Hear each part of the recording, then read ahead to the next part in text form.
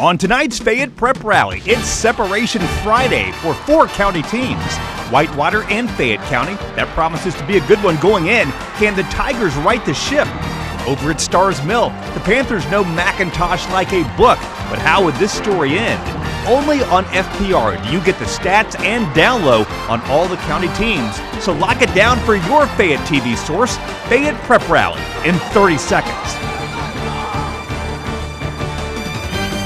I'm failing. No big deal. What about college? Face it, I'm not getting into college. Fighting doesn't work. We can't let him keep failing. Maybe he'll outgrow it. It's not just a phase. You saw his report card. Ignoring it doesn't work. Ma, I said I'd do better. Saying it and doing it are 2 different things. Punishment doesn't work. What does work is a Huntington Learning Center. By improving basic skills, we build motivation and confidence, and kids look forward to learning. Call 1-800-CAN-LEARN today. Your child can learn.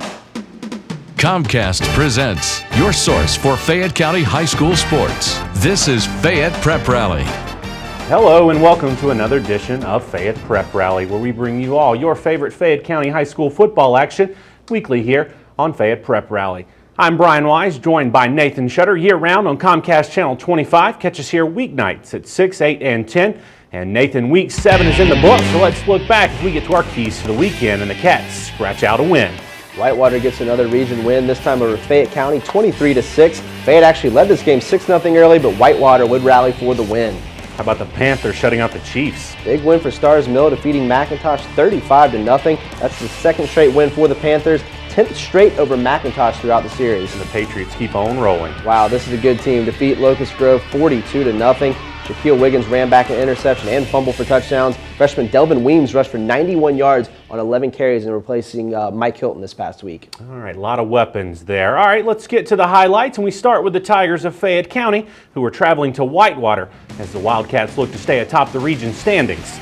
The opening kickoff would go to the Tigers, but wait, Whitewater attempts an onside kick, and Joey Renta would be Johnny on the spot and recover for the Wildcats. A few plays later, it's John Mark Rhodes.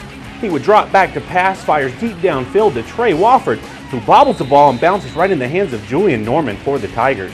Tigers would take over on their own 20 after the interception. The give would beat the tailback Deontay Richards, who breaks his way through the line and is off and running.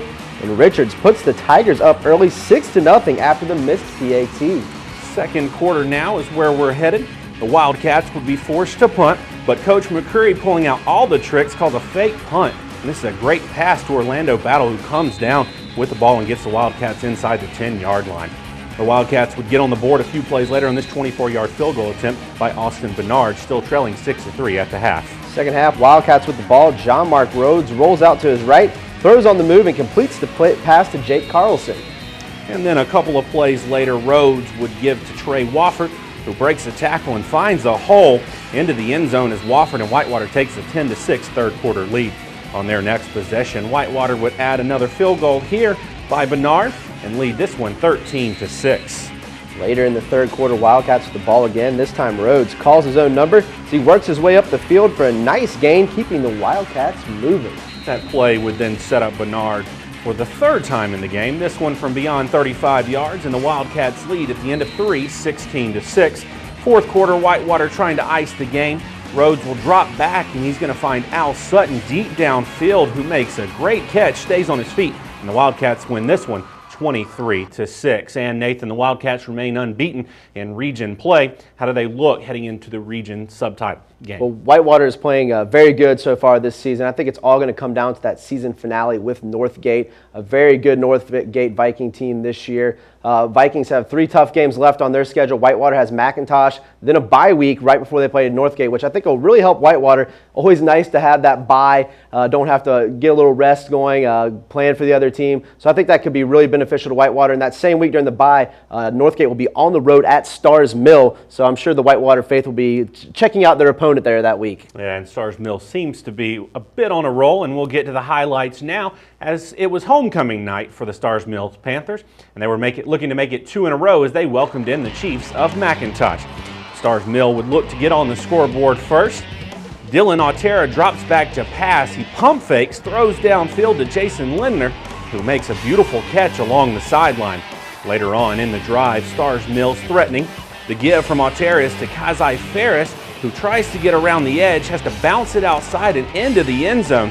But the touchdown would be called back as the Panthers were flagged for illegal formation. Next play, Altera drops back, lost one to the end zone. McIntosh's Tyler Price reads the pass perfectly and comes down with the interception.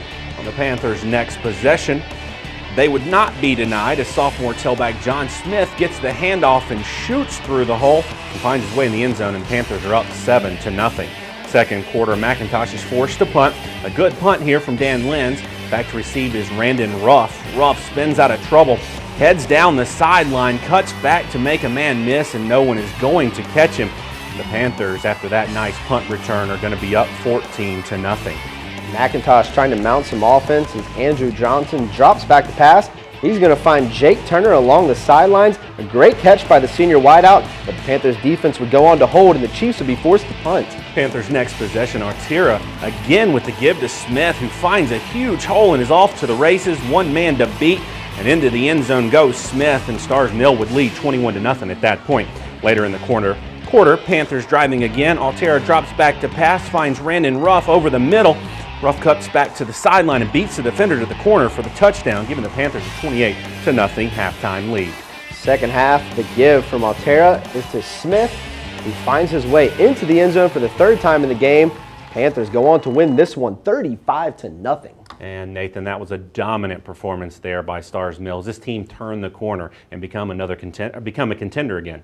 Well, it kind of looks like they've kind of found their stride. We knew it was going to take a little time this season. They lost so many players off last year's state runner-up team. You know, it takes a little time to kind of gel, get things going. This two-game winning streak has to give them a little confidence. They're still alive for a playoff spot. They definitely need to win out.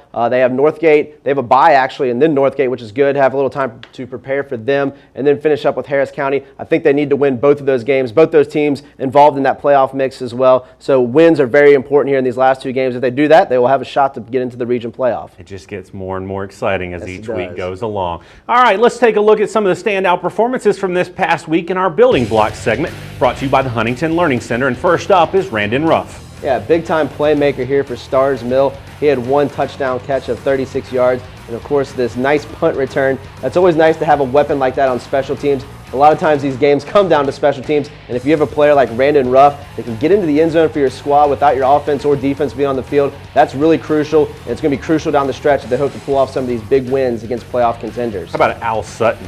He's been a big part of the offense for Whitewater here this season. In the passing game, he's come up with some big passes in games. This one, a 36-yard touchdown catch from John Bark Rhodes. As a quarterback, you like to have a weapon like Al Sutton. You have Trey Wofford in the backfield, but it's always good to have that balance on offense, which Whitewater has this season, and that's what's made them so successful. Al Sutton, a huge part of that with Trey Wofford on the ground. And back to Starr's Mill and John Smith. Yeah, John Smith was out injured a couple weeks and not up to 100%. He looks to be 100% now. 19 carries, 201 yards, and 3 touchdowns against McIntosh. A huge game for him. He's going to be really important. You're trying to replace a guy like Zach Lasky, which is almost impossible to do. But John Smith is really coming into his own here at the end of the season. And if they're going to make a push to get into the region playoffs, he's going to play a very big part in that. Yeah. Now, anyone else out there that had a big game? I got to give a big kudos to the entire Sandy Creek offense and defense. Cole Garvin, 10 of 11, another huge game for him. And then the defense pitching another shutout, an incredible performance by them. Shaquille Wiggins, another huge game. His 7th interception of the season, returned it for a touchdown, and also had a fumble recovery that he took to the house. That kid is just a playmaker. On defense, offense, it doesn't matter. I say put him on special teams too. Give him the ball as much as possible. Time now to see what's happening around the county as we look ahead to Week 8. And we start with the inter-county matchup, Whitewater at McIntosh. Yeah, big game for Whitewater. You don't want to look ahead. McIntosh has been a little down this year. Injuries plaguing them. Wildcats need this win. They have won 6 straight since that opening loss to Sandy Creek. Whitewater defeated McIntosh 41-13 last season. McIntosh is 0-5 all-time against Whitewater. Chiefs looking for their first region win. Whitewater still unbeaten in the region. How about Sandy Creek at Jackson? Yeah, a road game here for Sandy Creek. I don't think it's going to really matter. Sandy Creek unbeaten on the year, on top of the region. Jackson is 3-3 overall, 2-2 in the region. Sandy Creek won 35-7 last season. This should be another big win for the Patriots. You don't want to overlook anybody, but they should come away with a victory here and keep that unbeaten streak going. The Tigers of Fayette looking for that first win at Upson Lee. It's not going to be an easy one. Tigers looking for the first win of the season. Upson Lee is only 2-4 on the season, but they've been a pretty good team. Had a lot of close games, just like Fayette County. Fayette County's been in a ton of games, so this should be an interesting matchup.